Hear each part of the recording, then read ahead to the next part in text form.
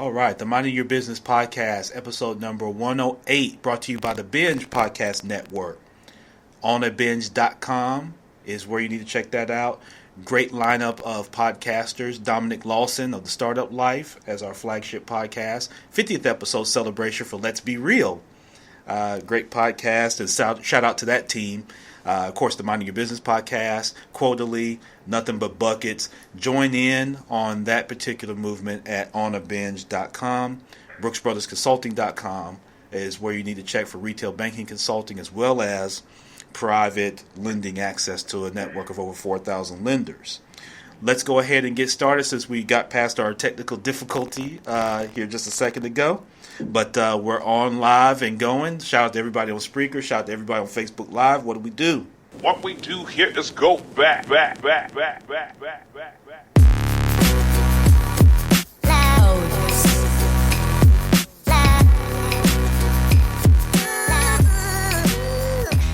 All right, I'm your host, Champ Ron. Thank you for joining me here today on episode number 108 of the Minding Your Business podcast. Hope you're able to get through this week with no disruptions, no obstacles. Hope that you were able to remember September 11th on this past Wednesday. And I'm so glad that you took time to be here with me. Shout out to Scott Kenny. What's going on? Jennifer, how you doing? Jennifer Montgomery. What's going on? Everybody that's joining on Spreaker.com is too many to name, but I always appreciate you guys for joining in. Listen, today I want to not delay because I want to introduce our special guest. His name is Ankesh Kumar. He is the founder and CEO of Let's Chat, which is letschat.chat. And we're going to talk today specifically about his background and how he got to where he is today and how sales professionals, which many of you are able to communicate with your prospects and customers, which is very critical in today's competitive landscape. It's very critical that you're able to efficiently and effectively communicate. Because listen, nobody wants to be sold to anymore. And people want to be able to build relationships. And the way that you build relationships is through communication. And so Ankesh has found a way to be able to do that and link all of us together. So I want to introduce Ankesh. Ankesh, are you there? I am. Thank you so much, Ron. Yeah, thank you so much. I appreciate you taking time. I know you're busy. You're running a company and have many things going on, man. So I thank you for taking time joining the Minding Your Business podcast. Are you ready? Yes, I am. All right, good. So, Ankesh, let's jump right in. Talk to me and the audience about your background and how you got into what you're doing today. Okay, well, let me give you a quick overview. I was actually born in India. I grew up in London. I moved to the States about 25 years ago. I came on a vacation and just ended up staying. And I started a couple of businesses. I did an IT services company, which we grew 1, 5, 15, 25, and we sold it to TMP, the parent company of Monster. And then I did a software company, which we raised about $50 million in venture funding. We sold that to Kronos, and so since then I've been doing some private investment, and we actually also sold some patents to Google on one of my ventures as well. So been in Silicon Valley for 20 plus years, and been in that ecosystem. More recently, I've been working on this product, as you mentioned, around chat. What sort of really struck me is that we've seen over the last decade, products like Instagram and WhatsApp and numerous chat applications, Skype, etc. And so chat has become very pervasive in all of our lives, right? We use it every day, numerous times a day. And during our work environment as well, when we're sort of in a company, products like Slack, which recently went public, are very pervasive. But if you take the scenario when, salespeople are communicating with prospects, really phone, people don't like to pick the phone up and talk to people as much as they used to, and email is really the only way you can communicate. So it dawned on me there was an issue here. Chat, everyone's comfortable with chat, but they're not comfortable with sharing cell phone numbers with salespeople, where they constantly get texted inappropriately or might get called, then that's a problem that we wanted to solve. So that's really where we were coming from, is trying to solve that problem. Yeah, and as I look at it, and I'm a big Salesforce.com user. Shout out to Salesforce.com.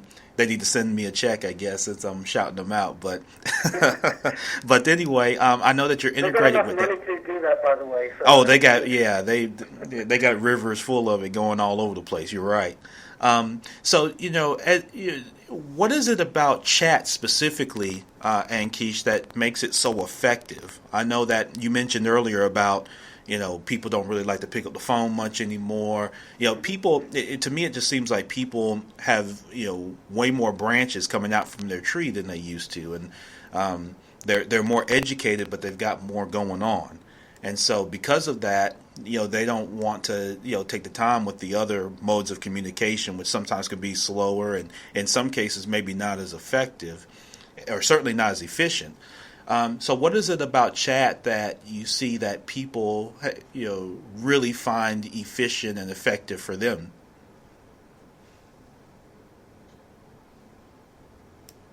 Oh, I think I might have lost. Did I lose you, Ankesh? I think I lost Ankesh. So we'll get him. I was asking him about, specifically about chat and with his business. And so I want to get Ankesh back. Here he is. hello, Ron. Yep. Hey, Ankesh, are you back? Yeah, so I'm Yeah. not sure what happened there. No, I'm not sure either, but no, not a problem. So yeah, no, not a problem at all. And so We always have a little fun. I'm used to doing product demos and the system's crashing all over the place. It doesn't take me. right, definitely. So So I think just to pick up, I think you were asking me what makes chat really powerful, right? yes, absolutely. Yeah, I think, every form of communication is useful, even actually physical mail. Sometimes, we in sales have used physical mail to grab someone's attention. If you actually write a card and handwrite it and send it to someone, that's powerful. So depending on the use case, specifically with chat, it's where it's a short form of communication. And so if it's just like a quick back and forth, hey, are you free at 10 o'clock today? No, I'm not. Or I had a question about the RFP. And you don't want to have a long email, So and chat is really, it's really it is immediacy. We use email very effectively if you want someone to contemplate and think about things and put it down in an email. And then sometimes if it's a little bit complicated, pick the phone. So I think depending on the need for the communication, but the point being, you should have all available at your disposal. Right? You should have the ability to chat. You should have the ability to email and pick the phone up. And chat's not been that obvious. I've talked to a lot of salespeople, and they'd love to chat with their prospects, but it's that whole thing about. There's an article in the New York Times talking about how not sharing cell phone numbers, and so that's been an issue with someone who you've got a short-term relationship with. But I think once in sales, as you build a relationship with your prospect, then they're more comfortable in doing that. But especially in the initial phases, but you're sure you're going to do a deal, then it becomes a little bit sort of tenuous. Yeah, I think chat obviously can be a bit of a challenge sometimes, maybe from an introductory communication. I think it's great. I definitely see where it fulfills a need. In terms of, like you say, as you're building a relationship with a prospect, and it becomes more of a real-time kind of communication, somewhat how talking on the phone is, except it's a little more real-time, a little more streamlined. It doesn't require like an immediate next second response, but it's a little quicker than, say, text message or, say, even like email, which those have more of the natural impression that it doesn't require that immediate follow-up communication. You kind of do it sometimes at your leisure, but I think the efficiency of it is fantastic. And you kind of touched on this, so I'll ask you a question, Ankesh. From a security standpoint, we've got some people that are chiming in with questions in terms of the data security around chat, and then of course the big question is about bots. That sometimes people are concerned that they're not actually talking to another person; they're talking to Tom, that's actually a computer, and not Tom, a human being. Right. And so, can you kind of speak to those, or are those pushbacks that you get in your business? Not really. Let me explain why. So firstly, on the privacy issue, yes, the way that we built it was pretty much that in mind, the scenario of the salesperson reaching out to prospects. So the way that it works is that you get a link. So, so say you sign up for it, and by the way, the account's free. So if you sign up, your link will be letschat.chat/Ron or Champ, right? So you have your own personal chat link, and anyone who signs up. So then what you can do, you can share that. You can tweet it, you can email it to your prospects. I use it in my email signature. And so if a prospect wants to chat with me, they just click on the link. And what that does, it sends me a notification on my phone that Ron wants to chat. And then it sets up a private browser session. And so we can just chat in this browser session, and neither of us have each other's phone number. And then when it's finished, it's done. And so it's a very comfortable way for prospects to have it. They're going to you send them an email saying, hey, I've got a really good service. I've got a brand new whatever. I know you're in the banking business, so there's a new loan come out that you should be aware of. And they say, okay, I have a quick question. What's the term of the loan, etc. And that's where chat's really good, right? Couple of quick questions. And I said, okay, here's my cell phone number. Call me. So that's how it works in terms of the security. With regards to the chatbots, I think there's some really, depending how you use it, it's very useful. So let's take the example which I just did that you have a link and someone clicks and they want to chat. Say you're not available. Say you're on an aeroplane or you're whatever, something's going on and you're not available. So the automation, the chatbot function of it saying, hey, Ron's not available currently, but please leave him a message, or here's his calendar and you can schedule some time. So that is chatbot functionality, although it's kind of like, it's very simple. The other one that we're seeing a lot of customers wanting to use, and I think you said this, I can't remember if it was your last podcast or that when you were talking about that was a really good one last week, but it was this one, is that the buyer is in control, right? Right. And the buyer wants to know. So sometimes when you reach out to people and you give them a very short email, I run a dry cleaning service or a car wash dealership or whatever that your business is, they're like, I'm passively interested, but tell me a little bit more. So then if you can have your Facebook page, you can have about us, many YouTube videos you've done, where they can explore your business without having to sort of actually speak to someone to get over the hump and say, yeah, I'm more interested, I want to talk to this guy now or girl now. And I think that's where chatbot functionality comes in. It's a self-service for the prospect to learn about your business. They can say, okay, show me the social feed, show me this, show me that. And so they're navigating through it. So they're not, talking so much, but being navigated. But then they have the option of getting chat or, getting on an appointment. Does that kind of make sense? Yeah, it definitely makes sense. And so, let me go kind of here then. So Ankesh, as you've built this company, how many people work in your company, and what's their different functions to really make this go?